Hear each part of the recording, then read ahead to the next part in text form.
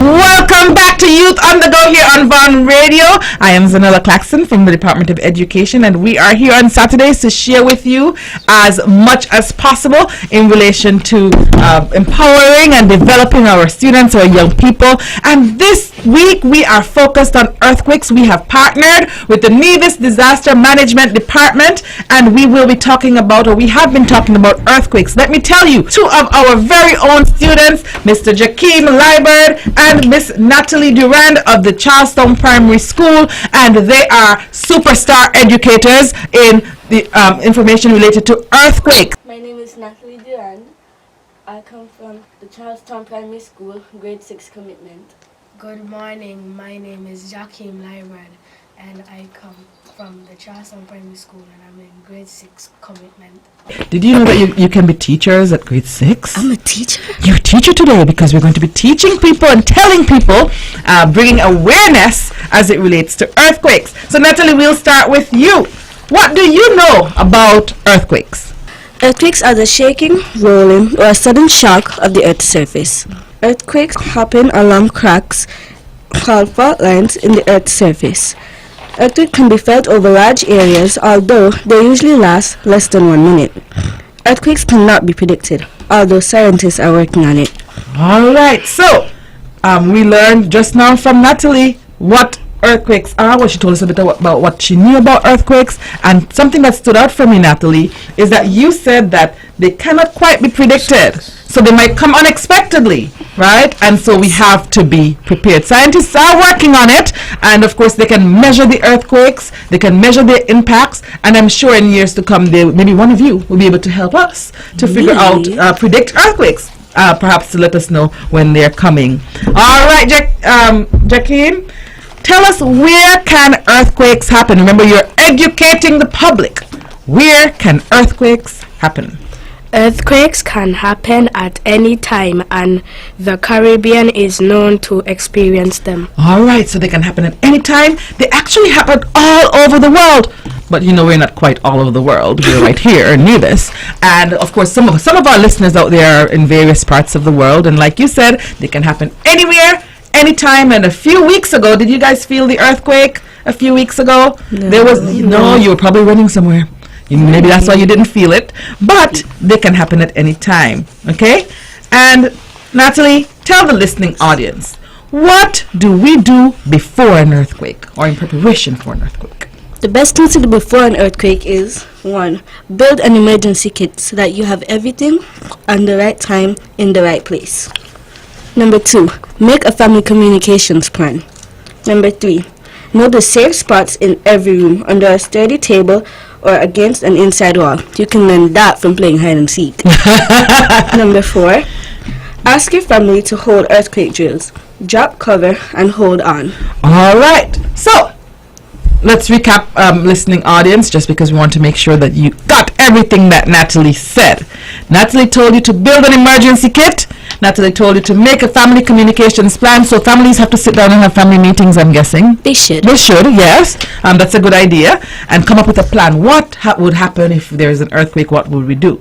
And then you have to know the safe spots in every room. And Natalie, tell them again, where are some recommended safe spots? Some recommended safe spots are under a sturdy table or in the corner of a wall. Okay, perfect. And then, this is a good one. I think it's a good family activity, Natalie. I like that one. That you should hold earthquake drills for your family. And that obtains listeners also for your offices or your churches. It doesn't matter what the activity is. Okay? And what do you do when an earthquake happens while you're in a building, Natalie? Number 1, drop to the ground. Number 2, take cover under a sturdy table or other heavy furniture. If there's nothing to get under, cover your face and head with your arms and crouch near an inside wall. Number 3, hold on until the shaking stops. Number 4, stay away from windows, glass, lighting fixtures, or furniture that could fall, like bookcases. Be careful with all the books. All right. And listen, I think that, I don't know, have you guys ever heard of drop, cover, hold on? Here it is! In case of an earthquake and the place starts shaking. Drop, cover, and hold on. Yes. Okay, good. So you're not too young. So make sure that the listeners understand. Drop, cover, hold on, and stay away from windows, glass, lighting fixtures, or any furniture that can fall on you, because of course those can cause injury, and we don't want that. All right, so let's continue. What happens if you are trapped under debris? What should you do? If trapped under debris, you should cover your mouth and nose with your shirt. Number 2, don't scream. You can breathe in a lot of dust and it doesn't help. Number 3, tap on a pipe or wall so that rescuers could find you. Nice. Okay, so that if in the event that ever happens, listeners, viewers, you know exactly what to do. Thanks to Natalie. Jahkeem, what should we do after an earthquake? You can expect aftershocks. They are usually not as strong, but they can cause damage. Open cabinets carefully. Objects may move and could fall on you. Text. Don't talk, as you may block the phone lines for emergency workers. Okay, I never thought of that one. So listeners, Jahkeem, should we share the last one for us? Because I think people like to pick up their phone and make quick calls and hear their family's voices. So what is that important point that you just raised? Text.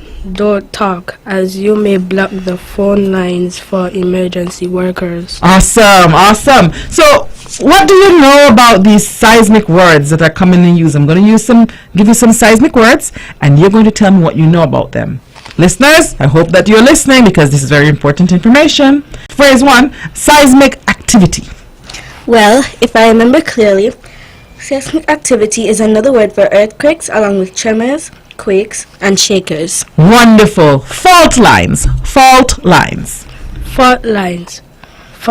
are cracks in the rocks below the Earth's surface. Wonderful. What about aftershocks? An aftershock is a smaller earthquake that follows the main shock or previous earthquake. Perfect. And then we have epicenter. Epicenter, the center of an earthquake, from which seismic waves are centrically in many directions. And you know what a sphere is. So it's like, a concentric circle, a sphere. And so that's what it means. All right. And the last word that we're going to look at is seismograph. A seismograph is a machine that is used to measure earthquakes. All right. So how do you feel about being teachers today? How do you think? How do you think you're doing? I feel smart. You feel smart. All right. And you never realized that you were teachers before? No. Okay. And guess what? You're teachers every day.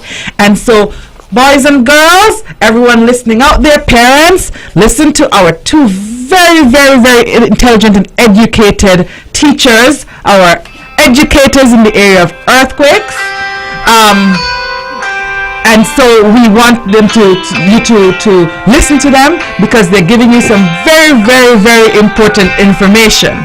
And that information is going to help all of us to remain safe during an earthquake. And earthquakes are not something foreign. They're not something that we might never have to experience or we might never hear about.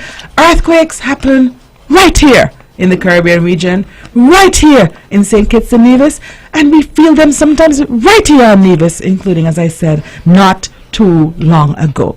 Is there anything that you would like to say to the listening and viewing audience before we go to the next section?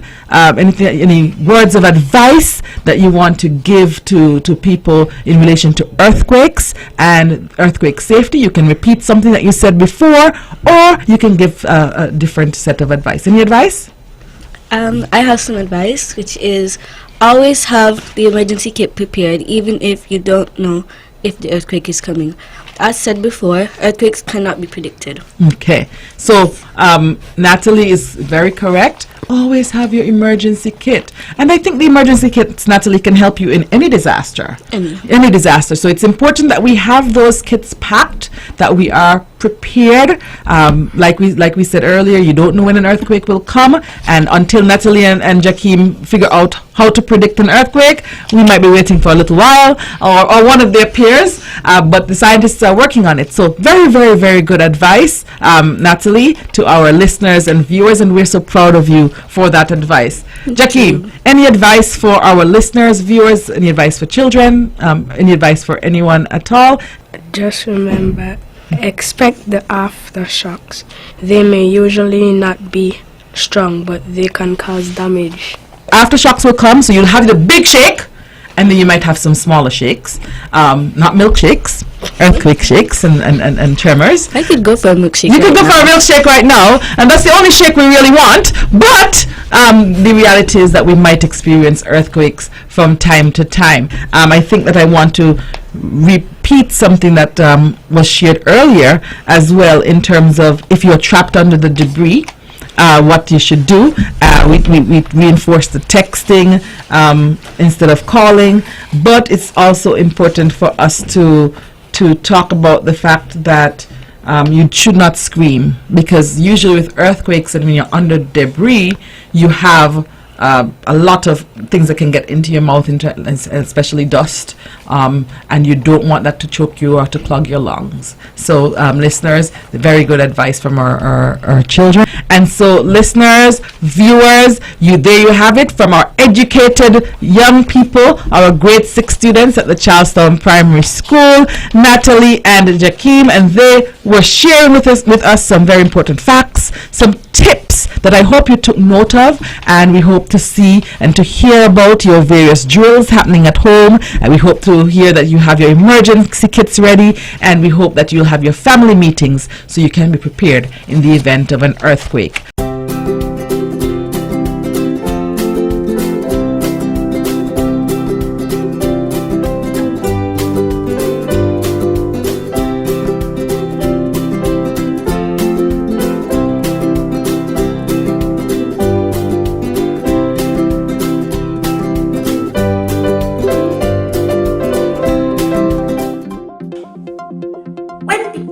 Begins to quake.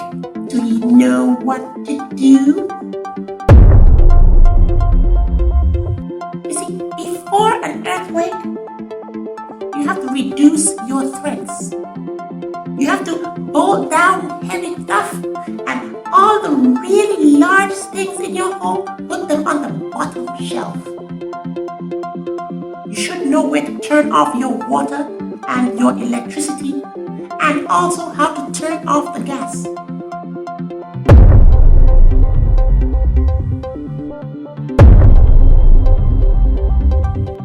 During an earthquake, you should know this. It's called drop, cover, hold on. Take cover under a sturdy desk, a table, or even under your bed. Protect your head and your face. Move away from the walls. Move away from the windows. Move away from the glass. Move away from the mirrors.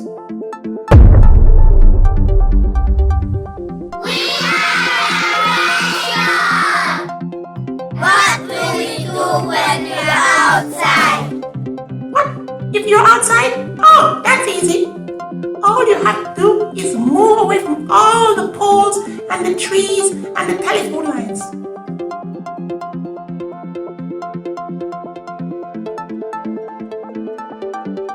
And after the earthquake, be prepared.